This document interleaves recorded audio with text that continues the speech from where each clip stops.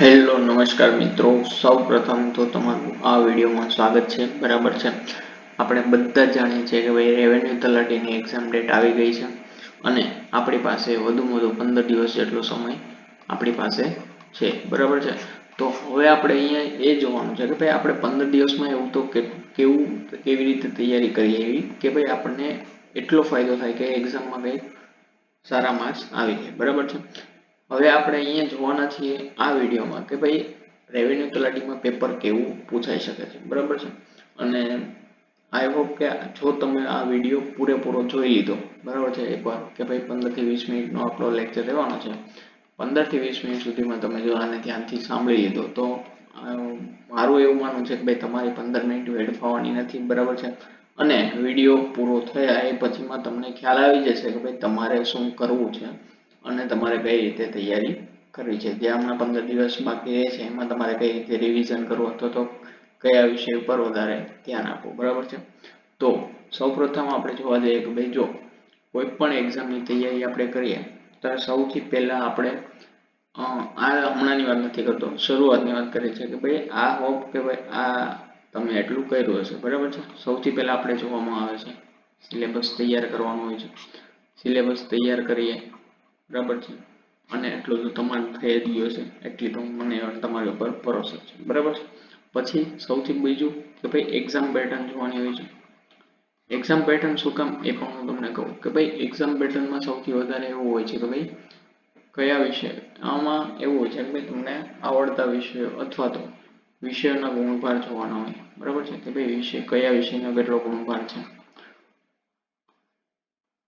બરાબર છે, કયા વિષયને વધારે પરીક્ષામાં મહત્વ આપવામાં આવ્યું છે. બરાબર છે, બધી પરીક્ષામાં અલગ અલગ વિષયને અલગ અલગ મહત્વ આપવામાં આવે છે. બરાબર છે, તો હવે આપણે જોઈએ કે ભાઈ જો આ શું કામ જોવાનું હોય છે ગુણભાર સૌથી અગત્યનું હોય છે. તમે ધારો કે ભાઈ તમને આવડે છે બંધારણ, ચલો બંધારણ વિશે તમને આવડે છે. બરાબર છે, તમને ગણિત અને રીઝનિંગ નથી આવડતું. ગણિત છે તમને નથી આવડતું.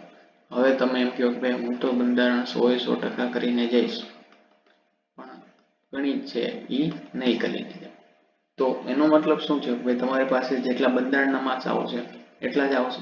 હવે આપણે આ રેવન્યુ તલાટીની વાત કરીએ તો બંધારણ છે એ આપણી પાસે 10 માર્ક્સનું છે. બરાબર, અને એની સામે આપણે ગણિત છે 40 માર્કનું છે. હવે તમે વિચારો કે જો તમે 10 માર્કનું તૈયાર કરીને જશો, સબ્જેક્ટ નથી તૈયાર, જો આમાં મહત્વ સબ્જેક્ટનું છે. બરાબર છે, 10 માર્ક આપણા માટે અગત્યના જ છે, પણ એવું તમે ના કરી શકો કે ગણિત વિષય તમને અઘરો છે તો તમે એને સ્કીપ કરી દો. બરાબર છે, ગણિત વિષય પણ 40 માર્ક એટલે કે ઓછામાં ઓછા 20% માર્ક્સ છે આખી પરીક્ષાના, અને એની સામે જો બંધારણ લેવા જાય તો એ ફક્ત 5% છે. તો આગળ જતા જો તમે પહેલા આવું બધું વિચાર્યું હોય અને જો તમે તૈયારી શરૂ કરી હોય તો તમે ગણિત તો વિષય શરૂઆતમાં સ્કીપ કરવાના છો જ નહીં. બરાબર છે, અત્યારે ગુજરાતમાં મોટા ભાગના વિદ્યાર્થીઓને ગણિતથી અઘરું લાગે છે અથવા તો ગણિતથી પ્રોબ્લેમ થાય છે, ઇસ્યુ આવે છે. તો હું તમને એવું કહેવા માંગુ છું કે ભાઈ તમે ગણિત વગર પાસ તો ના થઈ શકો. બરાબર છે, કેમ કે 20% માર્ક્સ એટલે તમારે પછી તમારી પાસે ફક્ત 80% માર્ક્સ જ રહે જેમાંથી તમારે પૂરું કટ ઓફ પાર કરવાનું હોય. બરાબર છે, તો મારું એવું છે કે ભાઈ ગુણભાર પ્રમાણે આપણે તૈયારી કરવી ખૂબ જ સારી પડે. બરાબર છે, પછી આવે છે ત્રીજી વસ્તુ કે શું કરવાની હોય છે કે એનાલિસિસ. હવે એનાલિસિસ શેનું? સૌથી પહેલી વાત કે ભાઈ એનાલિસિસમાં શું ધ્યાન રાખવાનું હોય છે. બરાબર છે, તો સૌથી પહેલા જોઈએ કે ભાઈ જો પીવાયક્યુ ક્વેશ્ચન પેપર હોય તમારી પાસે, પીવાયક્યુ એટલે કે ભાઈ આની સિમિલર કોઈ એક્ઝામ લેવાની હોય, જેમ કે હમણાં લેવાની છે એલઆરડી છે, પીએસઆઈ છે, અથવા તો સીસી ગ્રુપ બી ની મેન્સ છે. આ 3 એક્ઝામ હમણાં રિસન્ટલી તાજેતરમાં લેવાની છે. બરાબર છે, તો આ ક્વેશ્ચન આ એક્ઝામ છે એના ક્વેશ્ચન પેપર તમે જુઓ. બરાબર છે, એના ઉપરથી તમને ખ્યાલ આવશે કે ભાઈ ક્વેશ્ચનનું લેવલ કેવું હોય છે. બરાબર છે, એની ઉપરથી તમને ખ્યાલ આવશે કે ભાઈ ક્વેશ્ચન લેવલ કેવું હોય છે. ક્વેશ્ચનના ટાઈપ ખબર પડી જશે કે ભાઈ કયા ટાઈપના ક્વેશ્ચન પૂછાય છે. બરાબર છે, તો આની ઉપરથી તમને અંદાજ આવશે કે ભાઈ કયા ટોપિકને તમારે વધારે મહત્વ આપવું. બરાબર છે, અને કયા ટોપિકને તમારે તૈયાર કરવાની જરૂર છે. બરાબર છે, હવે આપણે જોઈએ કે ભાઈ જો પીવાયક્યુ સિરીઝ જોઈ લીધી, પણ હવે આપણે જોઈશું કે ભાઈ જો આ પેપરનું કટ ઓફ, જો મોટા ભાગના પેપરનો કટ ઓફ આપણે જો પેપરની ડિફિકલ્ટી ઉપર આધાર રાખે એ 100% આપણે માનીએ છીએ, પણ મોટા ભાગનું પેપરનું કટ ઓફ છે એ 60 થી 70% ની આજુબાજુ જતું હોય છે, બરાબર છે. જો પેપર ઈઝી અથવા મીડિયમ આવી જાય તો 60 થી 70%, બરાબર છે. કે 80-90% તો કોઈ કે ભાઈ 100 માંથી 80-90 કટ ઓફ નથી આવતું, અથવા તો 200 માંથી 150 ઉપર કોઈ પણ કટ ઓફ જતું નથી, બરાબર છે. તો 60 થી 70% છે એ એવરેજ કટ ઓફ આપણે માનીને ચાલીએ, અને કટ ઓફ આપણે જોવા પૂરતી જોઈએ એનો મતલબ એવો નથી કે જો આપણે એટલું માનીને ચાલીએ કે ભાઈ ઈઝી પેપર પૂછાય કે હાર્ડ પેપર પૂછે, તમારી પાસે ઓલમોસ્ટ 60% માર્ક્સ આવવા જોઈએ, તમે એટલા તૈયાર હોવા જોઈએ કે ભાઈ તમે 60% માર્ક્સ પરીક્ષામાં લઈ આવી શકો છો, બરાબર છે. જો આ છે સીસી બી ગ્રુપ મેન્સની એક્ઝામ પેટર્ન અને બંનેનો ગુણભાર વિશેનો, તો બંનેનો ગુણભાર છે મારા ખ્યાલ પ્રમાણે આપણે સમાન જ છે, બરાબર છે. કે ભાઈ બંને પરીક્ષામાં છે સીસી બી ગ્રુપ મેન હોય કે તલાટી રેવન્યુ તલાટી, બંનેનું એક્ઝામ લેવલ પણ આ તો મેન્સ એક્ઝામ છે, છતાં પણ હું તમને કહું કે ભાઈ સીસી જે પ્રિલિમ્સ લેવાની હતી એની કરતાં મેન્સ એક્ઝામ ઈઝી હતી, બરાબર છે. તો એનો મતલબ એમ છે કે ભાઈ આપણે આ મેન્સ છે એ જોવાનું નથી, પણ બંનેની એક્ઝામ પેટર્ન સેમ છે, તો મોટા ભાગે આ પ્રકારના જ પ્રશ્નો પરીક્ષામાં આવી શકે છે, બરાબર. હવે જોવા જઈએ કે ભાઈ ગુણભાર, જો અહીંયા આપણી પાસે છે એવા વિષયો કે ભાઈ ઇંગ્લિશ છે, ગુજરાતી છે, પોલિટી છે, તો આ બધામાં જો પોલિટી, પબ્લિક એડમિનિસ્ટ્રેશન અને ઇકોનોમી આપણે આ 30 માર્કનું છે, પણ જો આને સેપરેટ કરવા જઈએ તો બંધારણ ફક્ત 10 માર્કનું છે, પબ્લિક એડમિનિસ્ટ્રેશન 10 અને ઇકોનોમી 10. આ બધા વિષય છે, તમે બંધારણ કરશો તો તમારે 10 માર્ક થશે, હિસ્ટ્રી કરશો તો 10 માર્ક, જીઓગ્રાફી કરશો તો 10 માર્ક, અને એવી જ રીતે કલ્ચર કરશો તો પણ 10 માર્કનું રહેવાનું છે, બરાબર છે. તો એનો મતલબ એમ છે કે સૌથી વધારે ગુણભાર તમે અહીંયા જોવા જશો તો મેથ્સ અને રીઝનિંગનો છે 40 માર્કનો. તો મારા ખ્યાલ પ્રમાણે જો તમે પરીક્ષામાં તૈયારી કરવા જતા હોય અને જો અત્યારે પણ જો તમે ડરતા હોય મેથ્સ અને રીઝનિંગથી, તો તમારે ડરવું ના જોઈએ, તમારે એને તૈયારી કરવી જોઈએ, બરાબર છે. હવે જો આપણે એને કટ ઓફ જોવા જઈએ તો કટ ઓફ મારા ખ્યાલ પ્રમાણે જો સીસી ગ્રુપ બી નું કટ ઓફ હતું હમણાં જ બહાર પડ્યું છે 130 માર્ક, 36 માર્ક, 33 માર્ક, એસીબીસી તો જનરલ કરતાં પણ વધારે આવી ગયું છે, બરાબર છે. જો વિડીયો હું અહીંયા બનાવું છું, હું તમને ડિટેલ આપું છું, હું તમને કોઈ ડરાવતો નથી, સૌથી પહેલી વાત, બરાબર છે. આ કોઈ ડરાવવાની વાત નથી, આ હકીકત લાવવાની વાત છે, બરાબર છે. આ હકીકત છે, આમાં કઈ હું કોઈ મારી હાથે કઈ વસ્તુ કહેતો નથી તમને. આ કટ ઓફ છે 136, બરાબર છે. એ ઈઝી પેપર હતું, એવું કઈ નહોતું કે પેપર હાર્ડ હતું, પેપર બહુ ઈઝી હતું, એટલા માટે કટ ઓફ છે એ થોડું 136 જેટલું છે, બરાબર છે. 133 તો આપણે એને એવરેજ માની શકીએ 130, ચલો, બરાબર છે. જો હવે હું તમને કટ ઓફ ની ગણતરી કરાવું અને જો તમને માર્ક્સ રીતે ગણાવો તો સૌથી પહેલા હું તમને કહું કે ચલો માની લો તમારે 130 કટ ઓફ છે, જેમાંથી મેથ્સ અને રીઝનિંગ જો એવરેજ સ્ટુડન્ટ હોય કોઈ બી, આપણે માની ચાલે કે ભાઈ ચલો કોઈ સ્ટુડન્ટ છે એવરેજ, તો મેથ્સ અને રીઝનિંગ એનું વીક છે એવું માની લઈએ. જો કોઈ સ્ટુડન્ટ છે આપણે જો વીક લઈને માનીએ ચલો, તો જો એ 40 માંથી 20 માર્ક લઈને આવે મીડિયમ એવરેજ, બરાબર છે. તો જો એ 20 માર્ક લઈને આવે અને કરંટ અફેરનો આપણને ખ્યાલ છે કે ભાઈ કરંટ અફેરમાંથી મોસ્ટલી જો સારામાં સારું સહેલું આપણે એવરેજ લઈને 20 લઈને ચાલીએ બંનેમાં, બરાબર છે, એવું નથી કહેતું. અને એક વિદ્યાર્થી છે 30 માર્ક લઈને આવે, જો આપણે અહીંયા બેની સરખામણી કરશું મેથ્સમાં કે ભાઈ એક વિદ્યાર્થી 20 માર્ક લઈને આવે, એક વિદ્યાર્થી 30 માર્ક લઈને આવે. જો 20 માર્ક વાળા વિદ્યાર્થીને હવે 130 માંથી 100, જો હું અહીંયા એ ગણતરી કરાવું છું કે તમે ધ્યાનથી સાંભળજો, બરાબર છે. જો 130 છે, જો 20 માર્ક મેથ્સમાં લાવે તો હવે એને વધારે અને 20 માર્ક થઈ ગયા એના કરંટ અફેરના, બરાબર છે. તો હવે એને 130 માંથી 40 બાદ કરો તો ટોટલ હવે લેવાના રહે 90, અને એ જ જગ્યાએ જો તમે કોઈ 35 પણ, જો મેથ્સ છે ને સ્કોરિંગ સબ્જેક્ટ છે, સ્કોરિંગ સબ્જેક્ટ શું કામ કહેવાય હું તમને કહી દઉં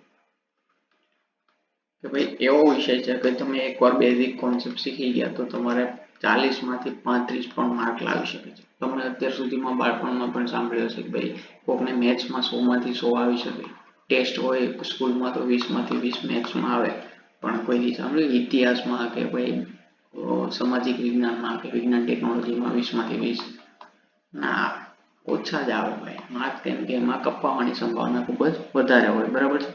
તો અહીંયા એટલા માટે એને સ્કોરિંગ સબ્જેક્ટ કહેવાય કે ભાઈ એકવાર તમે મેથ્સ શીખી ગયા બેઝિક કોન્સેપ્ટ તો તમારે સ્કોર એમાં 100% થઈ શકે છે, એમ તમારો પ્રશ્ન ખોટો ન પડે, બરાબર છે, અને તમને આવડી પણ જાય. તો હવે અહીંયા જોઈએ કે ભાઈ જો મેથ્સ છે એક 20 વાળો વિદ્યાર્થી છે એને હવે જ્યાં 130 માંથી 90 માર્ક્સ લાવવાના છે, પણ એ કેટલામાંથી કે અહીંયા 40 ને 30 70 માર્ક્સ જતા રહ્યા ને, જે આ કરંટ અફેરના છે આ 70 માર્ક્સ છે, બરાબર છે. 70 માંથી જો એ 40 માર્ક લઈને આવે છે તો હવે એને બાકી રહ્યા છે એ 90 માર્ક્સ છે એ 130 માંથી લાવવાના રહે છે. એ જ જગ્યાએ જો મેથ્સ વાળો કોઈ વિદ્યાર્થી છે 30 માર્ક લાવે છે અથવા તો 35 લાવે છે, આપણે 30 લઈને ચાલીએ, ચલો બહુ વધારે આપણે નથી લીધું, ને કરંટ અફેરમાં એ 20 લઈને આવે છે બંનેમાં, તો અહીંયા થઈ ગયા એના 50 માર્ક. પણ જો અહીંયા આપણે જોવા જઈએ હવે કે ભાઈ અહીંયા થઈ જશે 80 માર્કનો ફેરફાર, બરાબર છે. આવ્યો કે ભાઈ 50 નહીં આપણે 35 લઈને જઈએ 55, અને અહીંયા આપણે થઈ જશે 75 માર્ક, કે ભાઈ એવરેજ સ્ટુડન્ટ છે મેથ્સમાં 35 ખોટું પડવાની સંભાવના બહુ ઓછી છે, તો 35 માર્ક લાવવા સહેલા હોય છે જે લોકોને મેથ્સ આવડતું હોય ને. હવે આપણે જોઈશું કે ભાઈ આને 130 માંથી 75 લાવવાના રહે અને બીજા વિદ્યાર્થીને 130 માંથી 90 લાવવાના રહે. કેટલો ડિફરન્સ છે 90 માર્કનો, બરાબર છે, 15 માર્કનો ડિફરન્સ છે, બરાબર છે બંનેમાં. હવે ડિફરન્સને આપણે જો બીજી રીતે જોવા જઈએ તમને અહીંયા જાણો કે ભાઈ જો કે ભાઈ આનો મતલબ એવો થયો કે ભાઈ જો જે વધેલા 130 માર્ક છે એમાંથી જો આ બધાને કેટલા માર્ક્સ લાવવા પડશે, ઓલમોસ્ટ 13 સાથે કામ એટલે કે ભાઈ 70% માર્ક્સ લાવવા પડશે. 70% નો શું મતલબ કે ભાઈ જો આ 20 છે એમાંથી 2 7 14 એટલે કે આને 14 માર્ક લાવવો પડશે, અને 14 માર્ક ઇંગ્લિશમાં પણ લાવવો પડશે 20 માંથી, એનાથી ઓછા આવે તો ના ચાલે. આ ટોટલ 3 ટોપિક છે 7 13 21, તો આને 21 માર્ક લાવવા પડશે, આને પણ 21 માર્ક અહીંયાથી લાવવા પડશે અને અહીંયા 21 માર્ક લાવવા પડશે. અને એ જ જગ્યાએ જો બીજી બાજુ જોવા જઈએ કે ભાઈ જેને 35 માર્ક આવી ગયા અથવા તો 30 માર્ક આવી ગયા તો એને કેટલા લાવવા પડશે ભાઈ 75 માર્ક આઉટ ઓફ 130, બરાબર છે. તો એનો મતલબ થયો કે ભાઈ એને લેવા પડશે 13 78, તો ભાઈ ઓલમોસ્ટ 60% માર્ક, બરાબર છે. તો આ 60% નો મતલબ શું છે 2 6 12. તો અહીંયા તમે જુઓ કે બીજા વિષયમાં તમારા ગુણ ઘટી જશે જો તમે મેથ્સમાં કવર કરી લેશો તો, બરાબર છે, અને અહીંયા લાવવા પડશે 76 ને 18. તો એવરેજ આટલું તમે લઈ આવી શકો છો, બરાબર છે, કે ભાઈ 12 12 12 18 18, અને અહીંયા જોવા જાવ તો 14 14 14 21 21. તો અહીંયા જોશો ને તમે કમ્પેરિઝન કરશો ને તો આ આટલું લાવવું ટફ છે, બરાબર છે. 20 માંથી 14 લાવવા ટફ લાગે પણ 20 માંથી 12 લાવવા ઈઝી લાગે આપણને, બરાબર છે, એ કોન્ફિડન્સ આવી જાય. તો જે આ ગેપ છે એ લોકો અહીંયા મેથ્સમાં તમે ફીલ કરી શકો છો કે ભાઈ 30 35 માર્ક લઈ આવો એટલે તમારું જે બીજા વિષયો છે એનો જે તમારા માથે બર્ડન રહેશે એ ઓછો થઈ જાય. અને બીજી એક વાત કે તમારું તૈયારી કરો છો તો તમને પણ એ ખ્યાલ છે કે ભાઈ તમારું કોમ્પિટિશન સૌથી અગત્યની વસ્તુ કે ભાઈ તમારું કોમ્પિટિશન કોણ છે. જો કોમ્પિટિશનની વાત કરું અહીંયા આપણે ભાઈ તમારું કોમ્પિટિશનમાં કોણ છે, કોમ્પિટિશનની વાત કરીએ તો એ લોકો જ હશે જે LRDમાં બહુ ઓછા માર્કે ફેલ થઈ ગયા છે, બરાબર છે, અથવા તો પોઈન્ટ 1 2 માર્ક 1 થી 10 માર્ક ઓછા રહી ગયા. તો શું એ લોકો મેથ્સ નહીં આવડતું હોય? નહીં, એ લોકોનો મેથ્સ તો કમ્પ્લીટ હશે. તમારે એમની જોડે કોમ્પિટિશનમાં ઉતરવાનું છે, બરાબર છે. અને જો તમે ઓલરેડી LRDમાં ફેલ થઈ ચૂક્યા છો તો તમને ખ્યાલ જ હશે. એવી જ રીતે CCમાં 16,000 જેટલા વિદ્યાર્થીઓ મેન્સ આપ્યું, બરાબર છે, એમાંથી 3,500 જેટલાની ભરતી થશે. તો જે આ વધ્યા ને જે 2,000 કે 13,000 12 થી 13,000 વિદ્યાર્થીઓ, આ 13,000 વિદ્યાર્થીઓ CCAની પ્રિલિમ્સ પાસ કરીને, બરાબર છે, અને CCAની પ્રિલિમ્સમાં તો 40 માર્કનું મેથ્સ રીઝનિંગ 40 માર્કનું હતું, મેથ્સ 30 માર્કનું, અને ગુજરાતી અને ઇંગ્લિશ છે એ 20, બરાબર છે. આ જ રીતે આઈ થિંક 40 80 ને 20 સોરી આ 15 માર્ક બરાબર છે. તો હા, તો તમે વિચારો કે એની પાસે તો આ 70 માંથી એ લોકો પાસ થઈને આવેલા છે, એટલે કે ભાઈ એ લોકોનું મેથ્સ અને રીઝનિંગ તો કમ્પ્લીટ હશે. તમારે એમની સાથે કોમ્પિટિશનમાં ઉતરવાનું છે, તો તમારે ખાસ કરીને ગણિત કરવું પડે, બરાબર છે. હવે વાત આવે છે કે ભાઈ જો સીસી બી ગ્રુપ મેન્સનું ક્વેશ્ચન પેપર કેવું હતું, બરાબર છે.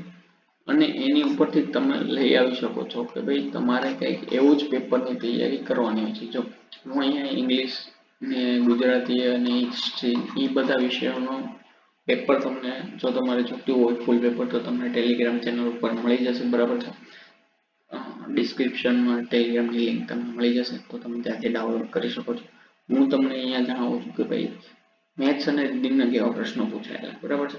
અને જો આ પ્રશ્ન તો તમને મારા પ્રમાણે આવડવા જ જોઈએ, આમાં કોઈ પણ પ્રકારની છૂટછાટ તમને મળવી ના જોઈએ, બરાબર છે. તમે વિચારો કે ભાઈ જો અહીંયા આપણે જોઈએ કે ભાઈ જો હવે આપણે જોઈએ કે ભાઈ જો એની પહેલા પણ હું તમને કહી દઉં ભાઈ તો તમારી મેથ્સ અને રીડિંગ અથવા બીજા વિષયો છે તેની તૈયારી કઈ રીતે કરવી, બરાબર છે. તો મેથ્સ રીડિંગની તૈયારી તમે કઈ રીતે કરી શકો? સૌથી પહેલું શું આવે, મેથ્સ અને રીડિંગમાં બેઝિક કોન્સેપ્ટ તો તમારો ક્લિયર જ હશે. અને મેથ્સ અને રીડિંગની તૈયારી કરવી હોય તો તમારે સૌથી પહેલા પ્રેક્ટિસ કરવી પડે. કોઈ એવો સોર્સ શોધો કે જે તમને ડેઈલી એક પ્રેક્ટિસ સેટ કરાવે, બરાબર છે. એક પ્રેક્ટિસ સેટનો મતલબ શું છે કે ભાઈ તમને એની આદત પડી જશે કે ભાઈ 40 પ્રશ્નો છે, તો 40 પ્રશ્નોને તમે ડેઈલી જ્યારે સોલ્વ કરશો ને તો તમે એની એક હેબિટ પડી જશે કે જે આવનારા 15 દિવસમાં તમને એક આદત પડી જશે કે ભાઈ તમને 40 પ્રશ્નો સોલ્વ કરવા, અલગ અલગ ટોપિકના કરવા, અને જે આ સેટ છે એ એક્ઝામ લેવલનો હોય એવી રીતે, બરાબર છે. પછી બીજા વિષયને તો ભાઈ સીધી વાત છે કે જેટલું તમે વાંચેલું છે બીજા વિષયોનું તો શું છે કે ભાઈ જેટલું વાંચેલું છે એનું રિવિઝન. જો થિયરી સબ્જેક્ટ માટે એક ગોલ્ડન સૂત્ર પણ તમે એને કહી શકો, બરાબર છે. જે મારું એવું માનવું છે કે થિયરી કોઈ પણ હોય, MTR કે ભાઈ મલ્ટિપલ ટાઈમ રિવિઝન, બરાબર છે.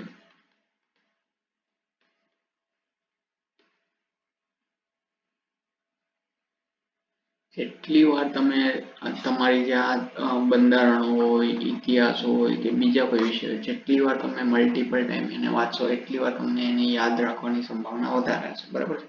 એટલે આપણું જે થિયરી સબ્જેક્ટ છે એના માટે તો એક જ સૂત્ર છે, મલ્ટિપલ ટાઈમ રિવિઝન, બરાબર છે.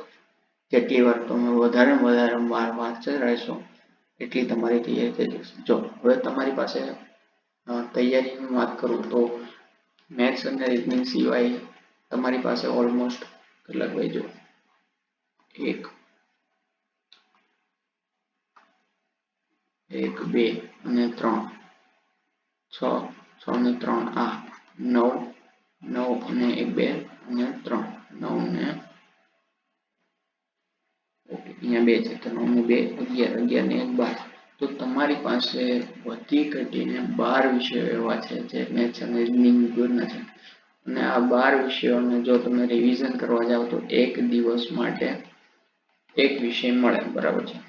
અને આ એક દિવસનું એક વિષય રિવિઝન માટે છે, બરાબર. તમે તૈયાર તો આ વિષય ના કરી શકો, બરાબર.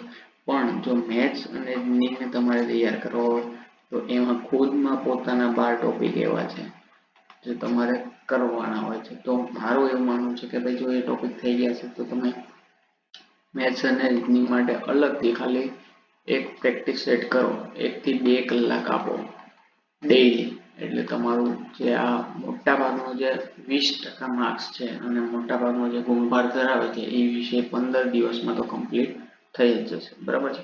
હવે જો અહીંયા હું તમને થોડુંક ક્વેશ્ચન પેપર બતાવું કે પછી C mains group, B group મેન્સમાં કઈ પ્રકારના ક્વેશ્ચન આવ્યા હતા, બરાબર છે. તો જો આ સિરીઝ ચેપ્ટરનો પ્રશ્ન છે, બરાબર છે. આ મેથ્સ માટે મેથ્સમાં જ હોય છે મોસ્ટલી, પણ આને આપણે અહીંયા લેવામાં આવે છે એ રીઝનિંગમાં લેવામાં આવે છે, બરાબર છે.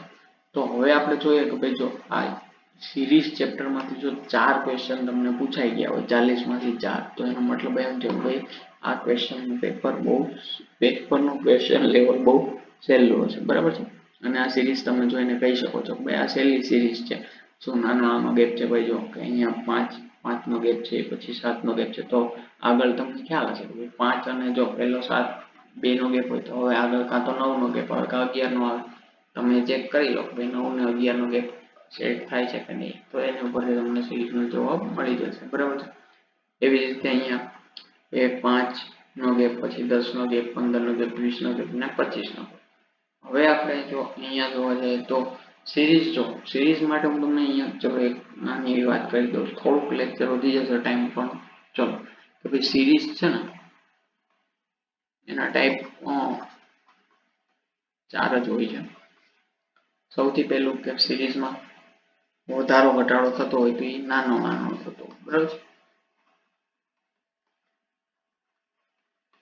નાનો એટલે શું કહેવાનો મતલબ કે ભાઈ જે આ 5 7 છે ને આ 5 7 9 11 બરાબર છે એમ એક કોન્સ્ટન્ટ ચાલતો હોય અથવા તો નાનો બીજું કે તફાવતમાં બહુ વધારે ફેરફાર આવતો હોય તો ભાઈ આ 5 7 છે એની જગ્યાએ 5 આવી જાય પછી 5 ની પછી આવે 10 આવે 10 પછી 20 આવે 20 તો પણ કોન્સ્ટન્ટ છે 5 ની જગ્યાએ જો 10 આવે 10 અરે 30 આવે 30 અરે 120 આવે તો આ તફાવત જુઓ તમે 30 થી સીધો 120 બહુ તફાવત મોટો થઈ જાય તો એને કહેવાય મોટો તફાવત થઈ ગયો બરાબર છે તો આ પ્રકારની પણ એક સિરીઝ આવે બરાબર છે પછી ત્રીજું આવે કે ભાઈ સ્પેશિયલ નંબર સ્પેશિયલ નંબર છે શું મતલબ છે ભાઈ તફાવત જે તમારો હશે ને એમાં કંઈક કોઈ સિરીઝ લાગુ નહીં પડતી હોય કે ભાઈ ચલો અવિભાજ્ય સંખ્યા 5 7 9 11 એકી સંખ્યા અથવા તો એમ કહી દે કે ભાઈ બેકી સંખ્યા નહીં કોઈ કડીઓ નહીં તમને અહીંયા તફાવતમાં એવું આપવામાં આવે કે ભાઈ કોઈ વર્ગ છે બરાબર છે કોઈ ઘન છે અને જો સિરીઝને તમારે એને થોડીક એવી વધારે અઘરી બનાવી તો વર્ગ વત્તા અથવા ઓછા 1 2 કરી શકે ઘન બરાબર છે એને વત્તા અને ઓછા 1 2 કરી શકે છે બરાબર છે તો આ પ્રકારે જો એને સિરીઝ અઘરી કરવી હોય તો વર્ગને આ રીતે પણ કરી શકે છે પછી આવે છે ચોથો ટાઈપ અને ચોથો ટાઈપ એવો છે કે ભાઈ ઝિગઝેગ સિરીઝ હોય બરાબર છે એનો શું મતલબ ઝિગઝેગ સિરીઝ મોસ્ટલી એવું હોય કે ભાઈ સિરીઝમાં વધારો ઘટાડો થતો હોય જો એમાં બે ટાઈપ આવે કે ભાઈ જો એકવાર ઘટી અને સિરીઝ વધતી હોય આગળ કે ભાઈ ચલો કોઈ એક સિરીઝ છે એનું ઉદાહરણ તમને આપું ભાઈ સિરીઝ છે આ ટાઈપ કે ભાઈ ચલો 8 છે પછી 4 છે પછી 4 છે પછી 4 8 બરાબર છે પછી 32 તો અહીંયા છે જો આ પ્રકારની સિરીઝ છે ચલો હવે આને આપણે જોવા જઈએ તો એકવાર ઘટી ગઈ સિરીઝ બરાબર છે કે ભાઈ 4 માંથી અહીંયા ઘટાડો થયો પછી જો કોન્સ્ટન્ટ વધે છે 4 8 32 અને કહેવાય એકવાર ઘટી અને વધારો થયો બરાબર છે અને બીજી આ રહી સિરીઝ કે બીજીમાં હું બીજી સિરીઝમાં એવું હોય કે એકવાર ઘટે વધે ઘટે વધે ઘટે વધે તો આ પ્રકારની કંઈક સિરીઝ બીજી ટાઈપની હોય છે હવે એ સિરીઝ છે અહીંયા રહી જો કે ભાઈ એકવાર ઘટ્યો એકવાર વધી ગઈ પછી પાછો ઘટે પછી પાછો વધે પછી પાછો ઘટે આ પ્રકારમાં છે બે સિરીઝ હોય મિક્સ હોય છે બરાબર છે તો આ પ્રકારની સિરીઝ કઈ રીતે સોલ્વ કરી શકો તમે બે રીતે અહીંયા જોઈએ કે ભાઈ +3 નો વધારો છે પછી અહીંયા તો કે -4 થાય છે બરાબર છે પછી અહીંયા તો કે +5 થાય પછી -6 થાય +7 થાય તો હવે અહીંયા શું થશે -8 અને આને આપણે 5 માંથી -8 તો આપણો જવાબ આવે -3 પણ જો આ સિરીઝ આ રીતે આપણે ન સોલ્વ કરીએ તો બે સિરીઝ મેં તમને આગળ પણ અહીંયા કીધું કે બે સિરીઝ મિક્સ થાય તો એનો મતલબ શું થયો તમારે એક પદ છોડીને આપણે જોવાનું કે જો 0 છે એક પદ છોડી અને અહીંયા જોઈએ તો -1 વધે બરાબર છે એનો મતલબ એમ છે કે ભાઈ 1 નો ઘટાડો થયો પછી -1 થી એક પદ છોડો 4 ને છોડી દો અને 2 ઉપર જાઓ તો પણ શું થયું કે ભાઈ -1 માંથી -2 એટલે 1 નો ઘટાડો થયો તો હવે આપણે જો અહીંયા ખબર પડી ગઈ કે ભાઈ -1 1 નો ઘટાડો થાય છે તો આપણું અહીંયા પદ શું આવશે કે ભાઈ -2 માંથી 1 નો ઘટાડો કરો તો આપણો જવાબ આવશે -3. આ પ્રકારે પણ તમે એને સોલ્વ કરી શકો છો, બરાબર છે. એવી જ રીતે જો આની પછીનું પદ પૂછવામાં આવ્યું તો અહીંયા -3 મૂકી અને અહીંયા પર તો આપણે નીચેની સીધી જો કે ભાઈ 3 માંથી 4 થાય છે તો 1 વધી જાય. એવી રીતે 4 માંથી 5 થાય તો 1 નો વધારો થાય. તો હવે આપણે 5 માંથી 1 વધારો કરવાનો રહેશે અને આપણો આન્સર આવી જશે 6. તો સિરીઝ ચેપ્ટર બહુ નાનું છે, કઈ બહુ મોટી વાત છે નહીં. બસ ફક્ત તમારા 4 ટાઈપની સિરીઝ, તમારે 4 લોજિક લગાડવાના હોય એટલે તમારી સિરીઝ ક્વેશ્ચન છે, સિરીઝ ચેપ્ટર છે પૂરું થઈ જતું હોય છે, બરાબર છે. તો બસ આટલો એઝી પેપર હતા તમારું જે સીસી ગ્રુપ મેઇન્સનું પેપર છે. તો તમે વિચારો રેવન્યુ તલાટીનું પેપર આવું જ મોસ્ટલી પૂછાઈ શકે છે, બરાબર. અને સૌથી આ પ્રશ્ન તો તમને પણ હસવું લાવી દેશે કે ભાઈ જો મેન્સ પરીક્ષામાં આ પ્રકારના પ્રશ્નો પૂછાય. સ્થાન કિંમત અને સ્થળ કિંમતના 4 પ્રશ્નો પૂછાયેલા છે, બરાબર.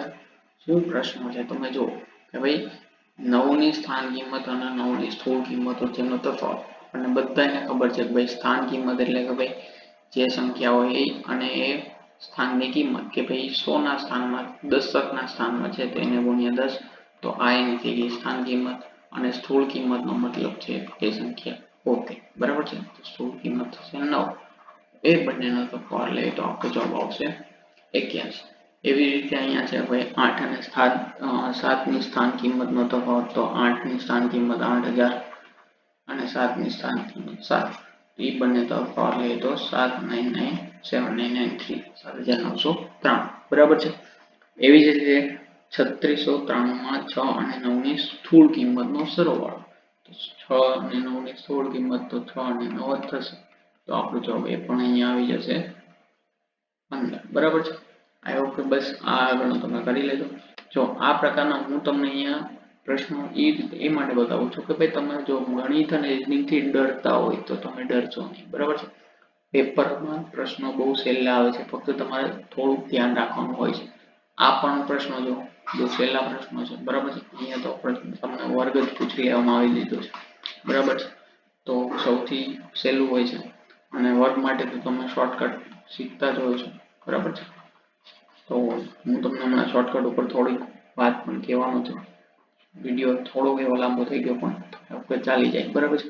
હવે જોવાનું છે કે ભાઈ જો વર્ગ પૂછી લીધો, ઘનમૂળ પૂછી લીધું, તો બીજું કઈ પ્રશ્નો છે નહીં. લસા અને ગુસ્સા બધાને આપણને ખ્યાલ છે કે ભાઈ લસા અને ગુસ્સાનો ગુણાકાર છે એ બંને સંખ્યાના ગુણાકાર જેટલો હોય છે, બરાબર છે. હવે આ ઘડિયાળનો પ્રશ્ન પૂછી લીધો. ઘડિયાળનો પ્રશ્ન તો સૌથી સહેલો હોય છે. અહીંયા શું પૂછવામાં આવ્યું છે આપણે જોઈ લઈએ જરી ખાસ. ચલો કે ભાઈ જ્યારે 2 વાગ્યાનો સમય થાય ત્યારે કલાકનો કાંટો અને મિનિટના કાંટા વચ્ચેનો કોણ. ઓકે, તો આપણે જો ખ્યાલ છે કે આ 12 હશે અહીં, બરાબર છે. ત્યાં મિનિટ કાંટો હશે, આ 1 હશે અને આ 2 અને અહીંયા 3, બરાબર છે. તો આ 2 ઉપર કલાક કાંટો હશે. હવે આપણે જો આવી રીતે જોઈએ તો સર્કલ છે 360 ડિગ્રીનું હોય છે, બરાબર છે. હવે 360 ને આપણે 12 ભાગમાં વહેંચીએ છીએ તો આપણો જવાબ આવશે કે ભાઈ એક ભાગ છે જે 12 અને 1 વચ્ચેનો ખૂણો છે, 12 અને 1 ભાગનો ખૂણો રહેશે 30 નો રહેશે. પણ આપણે અહીંયા જોવાનું છે કે ભાઈ 2 વાગી જાય તો 12 અને 2 વચ્ચેનો ખૂણો કયો થશે? 2 ભાગનો, બરાબર છે. તો આપણે અહીંયા જોઈશું 2 ને ગુણ્યા 60 30. તો આપણો જવાબ આવશે 60 અંશ, બરાબર છે. અને એ જ આપણે અહીંયા જવાબ આપણો બીજો પણ એક જવાબ આવી શકે છે.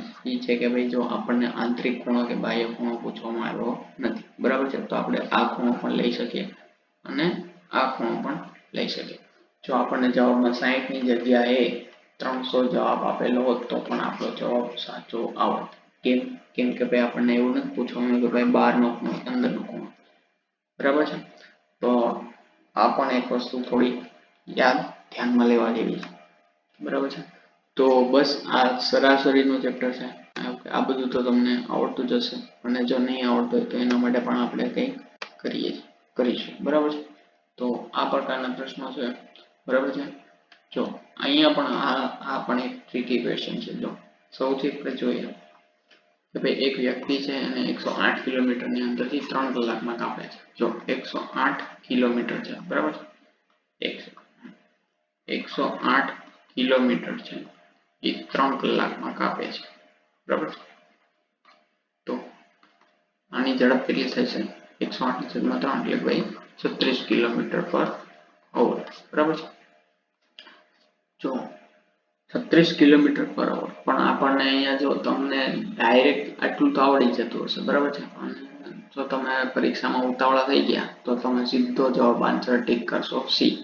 બરાબર છે ને, આપણો આન્સર સી. પણ તમે અહીંયા જોશો તો અહીંયા ક્વેશ્ચનમાં તમને જવાબ આપેલા છે એ છે મીટર પ્રતિ સેકન્ડ, અને જો તમારે 36 ને મીટર પ્રતિ સેકન્ડમાં ફેરવવા હોય તો 36 ને તમારે 5/18 એટલે કે 5/18 વડે ગુણવા પડે તો તમારો જવાબ મીટર પ્રતિ સેકન્ડમાં આવે. અને એના માટે શું કરવાનું, 5/18 વડે ગુણવાનું. તો 18 2 36 અને 2 5 10 મીટર પર સેકન્ડ. તો આપણો અહીંયા આન્સર આવશે 10 આવશે. જે પણ વિદ્યાર્થીનો ક્વેશ્ચન પેપર છે એ ભાઈ થોડુંક ધ્યાન સારું એવું આપેલું છે એવું મને લાગે છે. બરાબર છે. બાકી આ ક્વેશ્ચન મારા હું ખુદ હોય તો મને પણ થોડુંક ટ્રિકી લાગી શકે. બરાબર છે. તો બસ આ પ્રકારનું કંઈક ક્વેશ્ચન પૂછાય છે. તો હવે હું તમને હવે એ કહેવાનું છું કે ભાઈ જો આ પ્રશ્નો તમે જોયા, એક્ઝામનું લેવલ જોયું, હવે તમારે જો મેથ્સ અને રીઝનિંગ માટે પ્રેક્ટિસ તૈયારી શોધવાની હોય તો આપણે આપણી ચેનલ ઉપર ડેઈલી એક પ્રેક્ટિસ સેટ મેથ્સ અને રીઝનિંગ માટે લઈ આવવાના છીએ. બરાબર છે. અને આ એવું કંઈ છે નહીં કે ભાઈ આપણે બીજું કે ભાઈ આ છે એ એક્ઝામના લેવલનું લેવાનું છે. એક્ઝેક્ટ એક્ઝામનું લેવલ હશે એવું જ હશે. 40 પ્રશ્નો હશે. બરાબર છે. કોઈ ઓછા પ્રશ્નો નહીં, જેટલા પરીક્ષામાં પૂછે છે એટલા જ. તો હવે કે ભાઈ તમે અહીંયા શું કામ તમારી કલાક આપો એ પણ હું તમને કહી દઉં કે ભાઈ તમે 1 કલાક જેટલો સમય લાગી શકે. બરાબર છે. આ 40 પ્રશ્નો સમજાવતા તમને. બરાબર છે. તો 1 કલાક તમે આ એક્ઝામના 15 દિવસ છે તમારો કિંમતી સમય છે તો તમે મને શું કામ આપો? તો હું તમને કહી દઉં ભાઈ મારી પાસે ડિજિટલ સુવિધા નથી કે ભાઈ ડિજિટલ બોર્ડ કે ભાઈ બીજું કઈ વસ્તુ ડિજિટલ સુવિધા એવી નથી, પણ આપણી પાસે અનુભવ ખરો છે. અને એ અનુભવની હું વાત કરું અને નોલેજની વાત કરું તો આપણી પાસે બધું કમ્પ્લીટ છે. બરાબર છે. કોઈ પણ કંઈ આપણે જેટલા મોટા સર છે એના જેટલું જ આપણે જ્ઞાન ધરાવીએ છીએ. બરાબર છે. અને રહી વાત એ કે ભાઈ આજથી મેં થોડાક સમય પહેલા એક વિડીયો પણ અનુભવ માટે વાત કરું તો આ છે LRD માટે મેં કરંટ અફેર માટે નાનો એવો 3-4 મિનિટનો વિડીયો હશે. બરાબર છે. 3-4 મિનિટનો વિડીયોમાં મેં એવું કીધું હતું કે આઈ થિંક 3 દિવસની વાર હતી એક્ઝામને, અને કરંટ અફેર માટે મેં વિડીયોમાં કહ્યું કે ભાઈ જે લોકોને કરંટ અફેર ના થયું હોય એ લોકોને 3-4 ટોપિક આપેલા હતા. 4 થી 5 ટોપિક આપ્યા હતા કે ભાઈ આ 5 ટોપિકમાંથી પૂછવાની સંભાવના વધારે છે. એનું કારણ શું છે એ કહી દઉં કે ભાઈ મેં એનાલિસિસ કર્યું હતું કે ભાઈ LRD પહેલા જે PSI ની એક્ઝામ લેવાની હતી, CCE ની લેવાની હતી, તો આ બધી પરીક્ષામાં અમુક 4-5 ટોપિક વધારે પૂછાયેલા હતા. જેમ કે જો અવોર્ડ્સ છે, પછી મેં વાત કરી હતી સ્પોર્ટ્સની. બરાબર છે. અને પછી મેં વાત કરી હતી કે ભાઈ ઇમ્પોર્ટન્ટ ડેઝ. આવા 4-5 ટોપિક મેં વાત કરી હતી. અને LRD માં 10 માર્કનું પૂછાયું હતું કરંટ અફેર, અને એમાંથી 4 થી 5 ક્વેશ્ચન હતા એ તમારા ફક્ત ને ફક્ત અવોર્ડમાંથી હતા. તો આપણે એવું નથી કહેતા કે હું જે અહીંયા કહું એ જ પૂછાય, પણ મોસ્ટલી જે આપણે એક્ઝામને લેવલ જે હશે એ જ પ્રકારની પ્રેક્ટિસ કરીશું. બરાબર છે. તો એવું ના થાય કે તમને કે ભાઈ તમારી કલાક વેડફાય. હું અહીંયા તમને એવું જ કંઈક આપીશ કે જે તમને પરીક્ષામાં લાભદાયક થાય. બરાબર છે. પછી વાત આવે કે ભાઈ જો એ PDF છે તો રહી જ ગયું આપણે. જો હજી એક વાત કે ભાઈ એ PDF તમને ટેલિગ્રામ ચેનલ પર તો મળી જ જવાની છે કે ભાઈ જે પ્રેક્ટિસ સેશન આપણે કરીએ છીએ એ પ્રેક્ટિસ સેશનની PDF છે તમને ટેલિગ્રામમાં મળી જશે. પણ સાથે સાથે એક પ્રેક્ટિસ PDF એનો મતલબ શું છે કે ભાઈ જે બીજી આપણે જે એક મોક જે આપણે યુટ્યુબમાં કરશું. બરાબર છે. એ તો તમને મળવાની જ છે. સાથે સાથે પ્રેક્ટિસનું PDF એક બીજી એક્સ્ટ્રા જે તમે જાતે સોલ્વ કરી અને જાતે તૈયારી કરી શકો એના માટે જે એક્સ્ટ્રા PDF છે એ પણ તમને ટેલિગ્રામ ચેનલ ઉપર ડેઈલી આપવામાં આવશે જે આ 15 દિવસ છે એના માટે. બરાબર છે. તો જેથી કરીને તમારી PDF કમ્પ્લીટ તૈયારી છે તમારી એ કમ્પ્લીટ થાય. બરાબર છે. જો આઈ હોપ કે ભાઈ આ વિડીયો તમારા માટે ખૂબ લાભદાયક બન્યો હોય. બરાબર છે. તમને સમજાઈ ગયું હોય કે ભાઈ જો તમારે મેથ્સ એન્જિનિયરિંગ કરવાનું હોય તો કઈ રીતે કરી શકો છો. બરાબર છે. બીજા વિષયો માટે તો એક જ સૂત્ર છે MTR. બરાબર છે. જે વાંચેલું છે એ જ કરો. બરાબર છે. બીજું નવું કરવા ના જતા.